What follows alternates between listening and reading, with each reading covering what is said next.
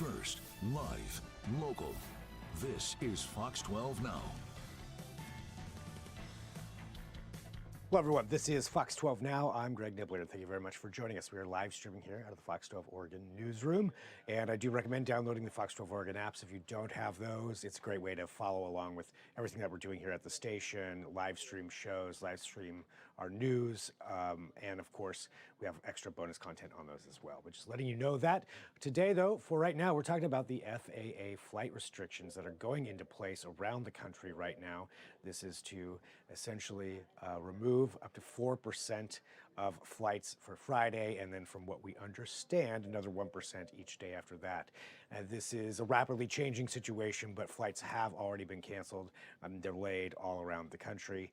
And we want to know, just a little bit more about what to do if you happen to be a passenger in that situation. So what we're going to be doing right now is just speaking to an expert, Katy Nastro from going.com, about this situation, about what you should know and what to do if you are one of those people, say that you're in the middle of a layover somewhere, you've got some travel coming up, and what happens if your flight gets canceled?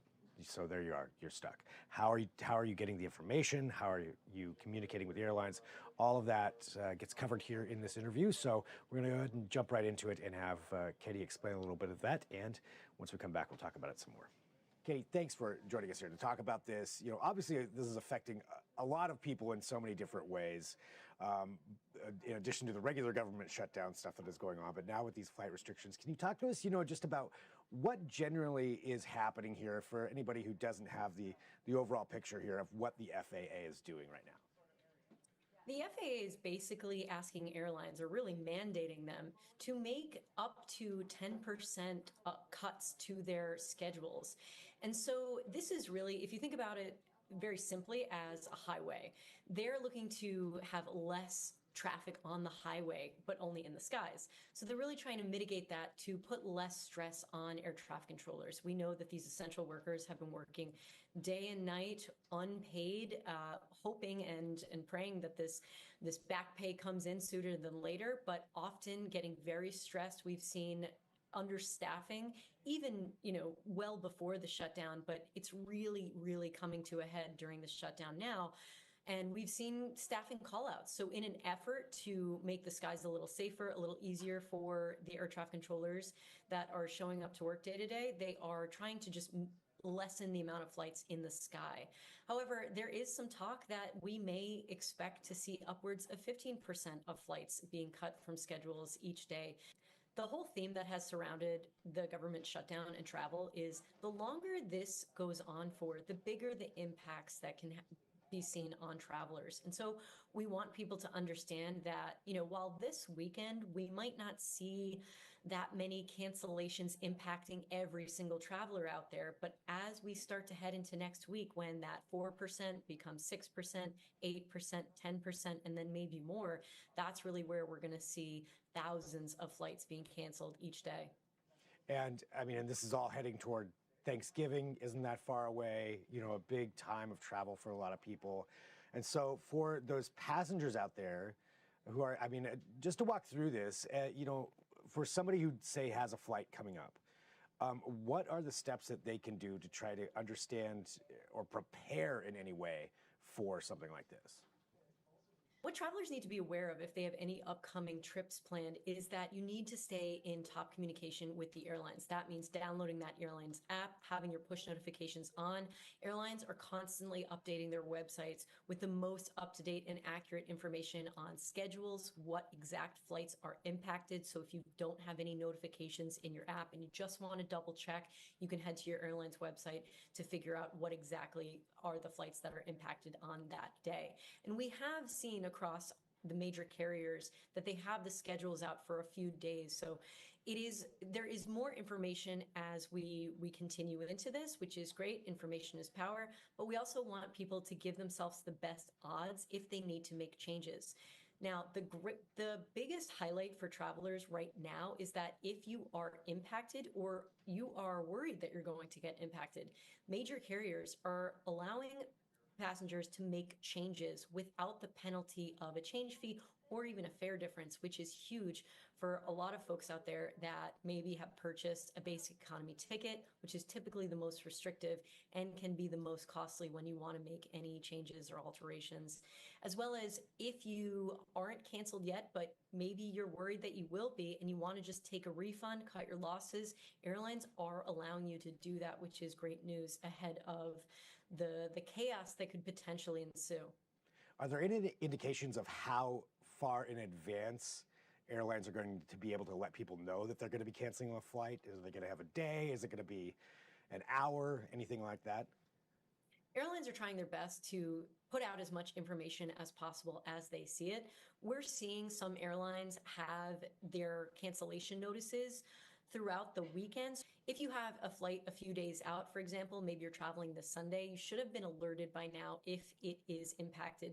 But again, this is such a fast moving situation that even if you don't get a notification that your flight isn't canceled, you still want to be hyper aware and in tune to what's going on, because the theme of this shutdown has really been anything can happen, and it is fast moving. So we want travelers really on their toes. So when it comes to, say, a passenger is in the middle of a trip or on a layover somewhere and they get that cancellation notice, what are their rights at that point as far as what they can do for themselves to either reschedule a flight or even find a place to stay? We want travelers first and foremost to be aware if you are impacted immediately, you have the option to get rebooked, which a lot of airlines will always prompt you of, hey, we rebooked you to this flight. Do you want to accept it? Is this okay? Or give you other options, as well as you can just opt to take that refund if you choose that you don't want to fly. Maybe you have an upcoming trip and you get that notification. But if you are caught on a connection or you're coming back from your destination, this is really where travelers need to act fast, because while it is considered sort of an off-peak season before we ramp up into the Thanksgiving holiday, there should be flights available in the start of these reductions, but as we get further into these reductions, that's when we're going to see fewer seats that people have the option to get rebooked on. So we want people to act quickly and make decisions securely within their app and feel confident that, okay, I know where I'm going and when I'm going. So really thinking about your travel a lot more ahead of time, just to be prepared in case of situations. And to clarify something too, so it sounds like from what you're saying, using whatever the airline's app is one of the best ways to really keep up to date with a lot of that. An airline's app, the technology in airlines apps have come very far these days. They literally give you play-by-plays of where your flight is coming in from, how long it's potentially going to be delayed, tracking your bags for you across your journey. So they really provide a portal for information, as well as a lot of us are really used to calling the airline's customer service lines, but we also are used to long wait times. And you can bypass those long customer service wait times when you call on the phone by merely just going to your airline's app. A lot of them, you're able to make changes to your itinerary in the app without even having to connect with anyone directly. So good advice there. So really, everybody pay attention a little bit more and be aware of what to do there if you do get that cancellation. Anything else that you think is important for people to know? Just for some perspective, 4% of flights being canceled is just slightly above average. On any given day, we can see roughly 2% of flights being canceled. Once we get into that 10% of flights being canceled, this is where we see thousands of flights being canceled and has a higher impact across the country. However, we want people to just be aware that, as this does continue, that doesn't mean that people are safe from staffing shortages when it comes to air traffic control as well as TSA. These essential workers are still showing up, but they are under financial pressure.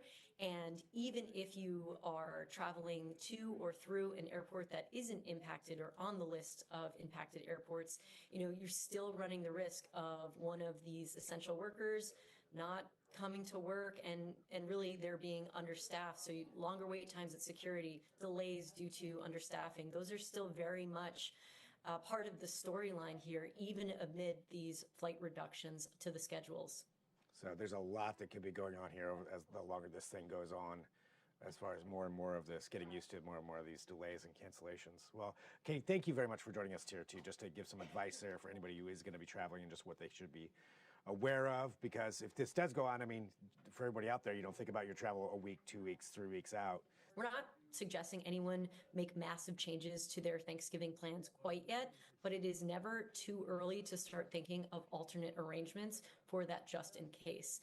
Once we go through the weekend and into early next week, that's when really we can reassess as to whether or not this is looking like there is no end in sight, and it might be time to start thinking of, okay, do I need to travel this year? Can I bank that ticket as a credit? Can I drive? Can I take a train? What are really my options at this point?